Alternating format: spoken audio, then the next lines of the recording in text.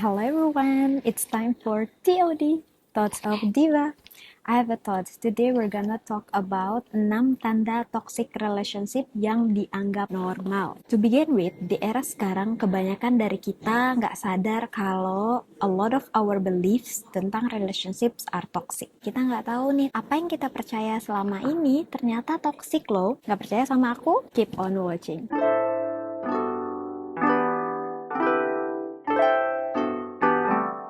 Sebelum aku memulai video ini, aku mau kasih tahu teman-teman semua kalau video ini aku buat dari berbagai sumber, jadi bukan cuma based on my knowledge atau kesotoyan aku aja atau based on my experience, oke? Cinta itu nggak bisa dijadikan satu-satunya alasan untuk menjalani suatu hubungan. Banyak banget komponen-komponen yang kalian harus pertimbangkan juga sebelum memulai suatu hubungan. Kita mulai dari toxic relationship itu apa sih? Toxic relationship itu ketika kamu mengataskan cinta di atas 3 komponen inti dalam suatu hubungan. Yang pertama, rasa hormat. Yang kedua, kepercayaan. Yang ketiga, kasih sayang. Aku kasih example. Ketika kamu memprioritaskan cinta di atas rasa hormat, kamu bakal iya-iya aja ketika kamu di-treat kayak doormat atau keset sama pasangan kamu.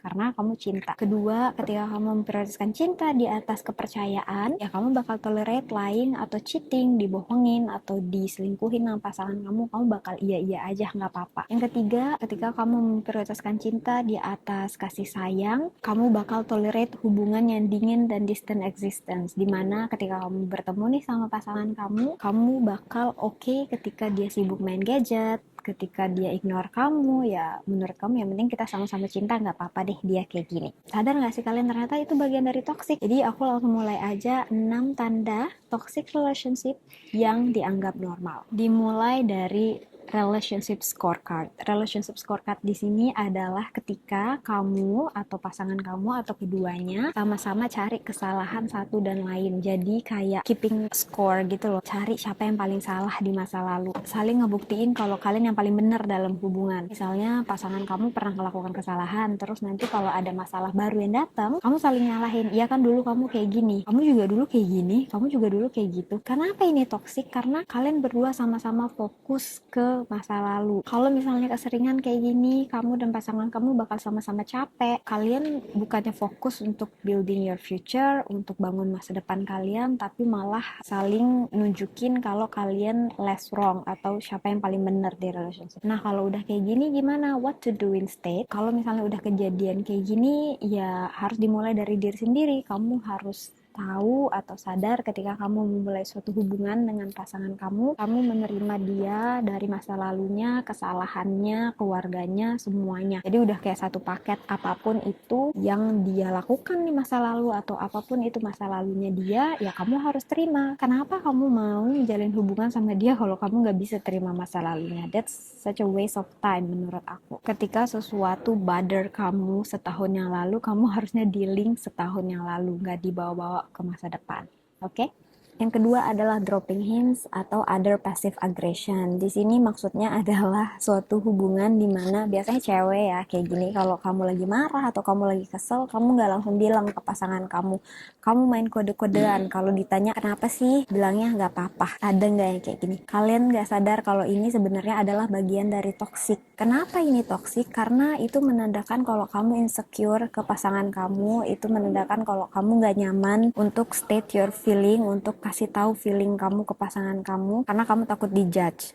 Iya apa enggak? Jadi kalau kamu udah ngerasa nyaman sama pasangan kamu, kalau kamu udah ngerasa komplit dengan pasangan kamu, apapun yang kamu rasain, harusnya kamu nggak perlu dropping hints atau kasih other passive aggression kayak pura-pura ngambek kayak gitu-gitu loh. Jadi satu sama lain sih sebenarnya, mungkin bukan cewek aja tapi cowok juga kayak gini, itu adalah bagian dari toxic dan kita nggak sadar kalau itu adalah toxic behavior yang lama-lama bakal jadi besar. Nah, kalau misalnya udah kejadian kayak gini, gimana nih cara ngatasinnya? Kalau udah kejadian, ya kalian tinggal state your feeling. Kalian harus berusaha nyaman dengan pasangan kalian. Kan itu pasangan kalian gitu. Masa lebih bisa cerita ke temen daripada ke pasangan kalian sendiri? Harusnya aku lanjutin nanti lagi. Dalam hubungan tuh perlu komunikasi loh guys. Jadi nggak apa-apa itu dropping hints atau ngambek-ngambek gak jelas. Itu sebenarnya hal-hal kecil yang bakal kalau keseringan itu jadi bom waktu, terus kamunya meledak. Nggak baik. Oke? Yang selanjutnya adalah ini lagi-lagi sebenarnya aku tuh gak mau sebenarnya gender specific, but it's always happen to women. Kamu menyalahkan pasangan kamu dengan isu kamu sendiri, blaming your partner for your emotion. Gampangnya kayak gini, kamu lagi ada rough day nih di kantor, kamu ada bad day lah di kantor, atau suatu hal terjadi sama kamu hari itu. Harusnya kamu dealing dengan masalah kamu sendiri ya, tapi kamu minta attention yang lebih dari pasangan kamu, atau kamu malah bergantung sama pasangan kamu untuk bikin kamu feels better. Nah, kalau misalnya nih pasangan kamu ketika kamu lagi bad day, terus pasangan kamu ternyata ada urusan di kantor, ternyata pasangan kamu harus terima telepon orang lain, jadi dia sibuk. Instead of dealing with your own emotion, kalian harusnya mengatasi masalah kalian dengan diri kalian sendiri, malah kamunya ngambek ke pasangan kamu. Kamu malah bilang kalau kamu tuh nggak ngertiin aku, kamu nggak ada di saat aku butuh kamu. That's totally wrong. Dan kita nggak sadar kalau itu toxic. Malah bukannya yang punya masalah ini yang ngerasa salah, tapi malah pasangannya yang dibuat ngerasa kayak punya salah sama dia. Ngerti nggak sih? Kayak malah pasangannya yang minta maaf. Oh iya, maaf ya, aku nggak ada buat kamu di saat kamu butuh aku. No, ketika kamu punya masalah, kamu harus dealing dengan masalah kamu sendiri, bukan malah bergantung sama pasangan kamu untuk buat kamu ngerasa lebih baik. Nah, kalau udah terlanjur seperti ini, how to do instead? Kalian harus belajar untuk mengerti diri kalian sendiri. Trust me time is the best time. Meskipun kalian di dalam suatu hubungan, each individual harus punya their own space. Kamu harus punya your own time. Jadi nggak semuanya melulu tentang pasangan kamu. Karena at the end of the day, ya mereka bakal ninggalin kamu. Dan you only have your own self. So, dealing with your own emotion, jangan bergantung sama pasangan kamu. Dan kita nggak sadar kalau itu ternyata toxic, guys. Dan selanjutnya adalah buying the solutions to the relationship problems. Maksudnya di sini adalah instead of fixing the problems, kalau kamu sama pasangan kamu lagi berantem atau lagi ada masalah, instead of kalian omongin, pasangan kamu malah beliin kamu gifts. Pasangan kamu malah ngajakin kamu trip. Kenapa ini toxic? Udah sangat-sangat jelas ini toxic karena kamu tuh kayak nyimpen masalah kamu di bawah karpet, nutupin pakai hadiah-hadiah. Lama-kelamaan, siap-siap aja terima salah satu dari kamu, entah itu kamu atau pasangan kamu, ya bakal dianggap seperti ATM. Karena ya ketika ada masalah ya kamu cuma kasih gift, dan siap-siap kamu atau pasangan kamu bakal curhat ke orang lain karena dia tidak merasa didengarkan. Ketika ada masalah, kamu bukannya menyelesaikan tapi malah nutupin pakai hadiah. So, what to do instead kalau udah kayak gini? Balik lagi guys, komunikasi, diomongin, deal with the problem. Rasa kepercayaan rusak, omongin. Ngerasa nggak di-appreciate, omongin. Semua itu tentang komunikasi. The key of relationship it's a good communication. Apa-apa diomongin. Jadi nggak bisa kalau ditumpuk-tumpuk. Kita ngerasa itu bukan toxic, kita ngerasa kayak dia minta maafnya dengan cara ngajakin aku liburan nih. No, it's totally wrong.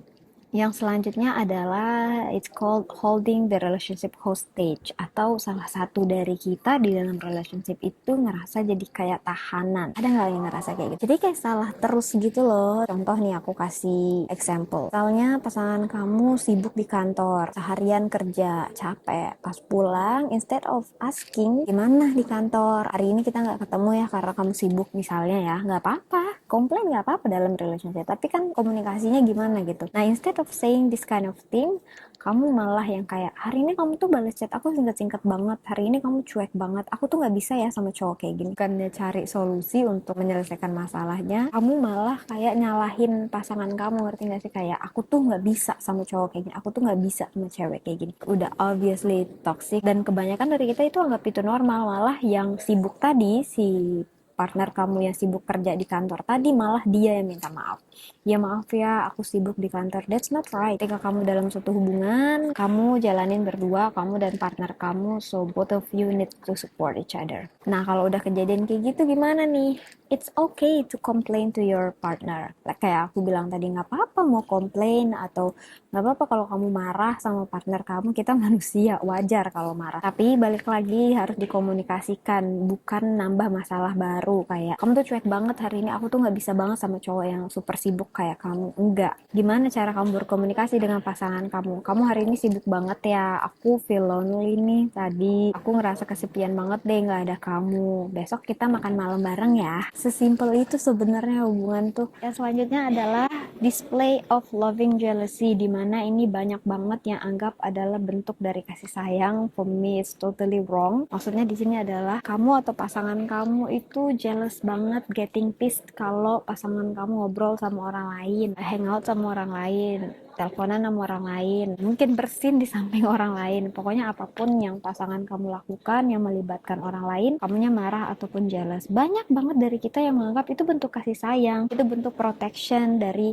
aku ke pasangan aku. No, big no no. You don't own your partner. Partner kamu punya kehidupan sendiri, punya social life sendiri. Kalau misalnya kamu nggak bisa percaya sama pasangan kamu, kenapa kamu mulai hubungan sama pasangan kamu? Iya nggak sih? Nah, kalau udah kayak gini, gimana cara mengatasinya? Trust your partner. Trust me, ketika kamu punya rasa percaya satu sama lain, your relationship is much better. Kamu punya your own time. Kamu bisa melakukan apapun yang kamu mau lakukan. Begitupun pasangan kamu. Dia bisa menjadi versi yang lebih baik dari diri dia ketika kamu terima dia apa adanya. Kayak nggak sih kalau kamu ngekang pasangan kamu nih? Sama deh kayak parents, kalau orang tua kita ngekang kita takut nggak sih buat terbuka ke orang tua kita. Tapi kalau misalnya orang tua kamu percaya sama kamu, orang tua kamu support kamu 100% for whatever you are doing, kamu jadi the best version of yourself.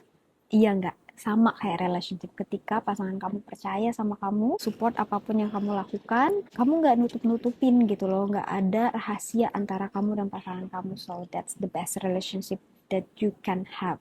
Trust me. I think that's all. Jadi sebenarnya relationship itu it's all about communication. Gimana cara kamu komunikasi dengan pasangan kamu. Non-toxic people who stays in the toxic relationship bakal berusaha untuk merubah si toxic relationship ini jadi lebih baik. Mati-matian merubah keadaannya jadi lebih baik. Dan toxic people knows about it. Mereka si toxic people ini sadar kok kalau mereka itu toxic. Jadi mereka terima aja apa yang kamu lakukan. Mereka nggak mau berusaha untuk mengubah juga karena orang kamu udah berusaha sendirian. At the end of the day, they got what they want, control.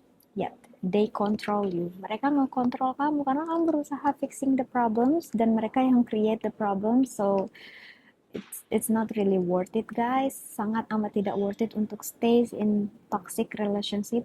Please love yourself. Percaya sama aku. If it's not working, this one, you will find a better person next time.